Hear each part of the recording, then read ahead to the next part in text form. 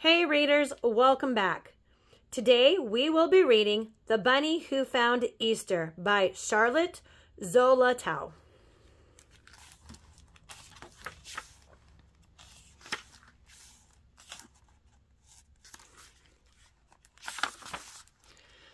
The Bunny Who Found Easter by Charlotte Zolotow.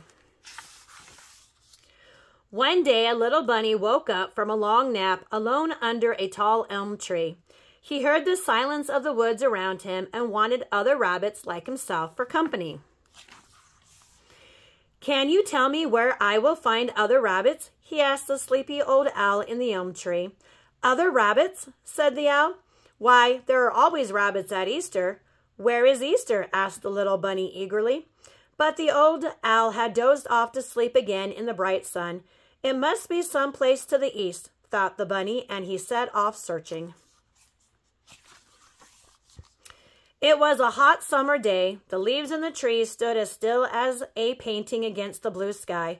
The bunny found a pool of water, and down in the water silvery trout flashed by, but there were no bunnies about. "Then this can't be Easter," he thought, and he went on his way. He came to a field full of daisies. There was a hot summer daisy smell over the field, and the bunny's nose twinkled. A big, slow bumblebee hummed by. But in all that whiteness of daisies, there was no whiteness of bunnies like himself.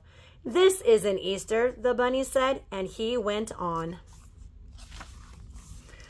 Once he was caught in a summer storm. The sky looked like night. Suddenly, a streak of lightning, the color of stars, forked through the sky. Great rumblings rolled from one end of the world to the other. The rain came down so fast that the bunny could hardly see the mountain laurel just ahead. Slowly the rumbling rolled by. Slowly the sky brightened. Slowly the rain stopped. He could see the mountain laurel with wet, shiny leaves, each flower cup filled with one sparkling drop of rain. But he couldn't see any other bunnies shaking the rain off their wet white fur. "Not Easter," he said sadly, and hurried on his way.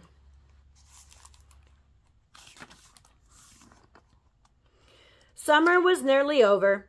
The leaves on the forest trees began to turn brown and gold and red. Dead leaves crackled under the soft rabbit hops of the little bunny who was looking for Easter. He stopped under a tree to rest, and a round, shiny red apple fell down and startled him. It smelled of autumn and crispness.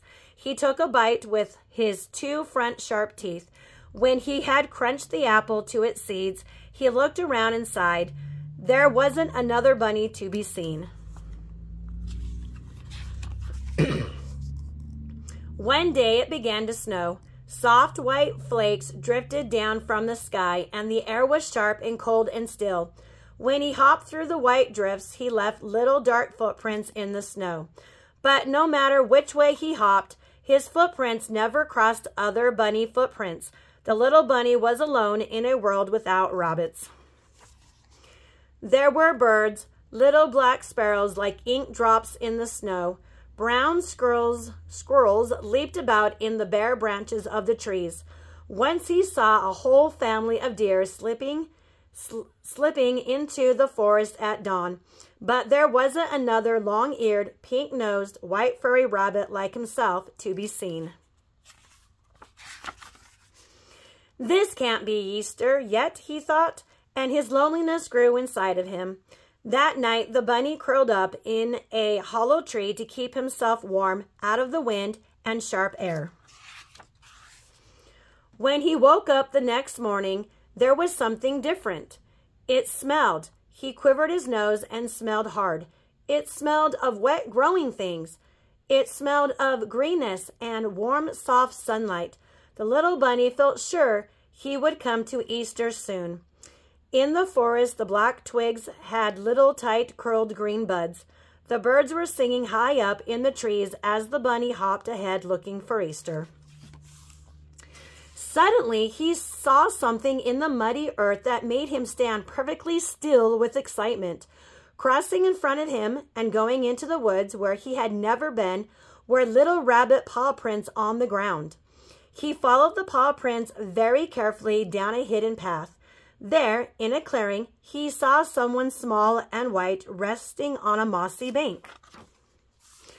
It was another bunny. She had long ears like himself and eager bright eyes like himself. The little bunny was so happy to find her. He completely forgot about Easter. Hopping back through the forest with her, he showed her all the places he had seen on his search. At last they came to the tall elm tree where he had first awakened to find himself alone. But now his loneliness was gone. The two bunnies were very happy together. Soon they had a whole family of little rabbits, tiny, white, sleepy things with long, sweet ears and small, wet noses. The bunny's heart throbbed with happiness at this wonderful, earth-smelling, sunlit, bunny-filled world. "Aha!" said the old owl when he saw the bunny's family. "Didn't I tell you so?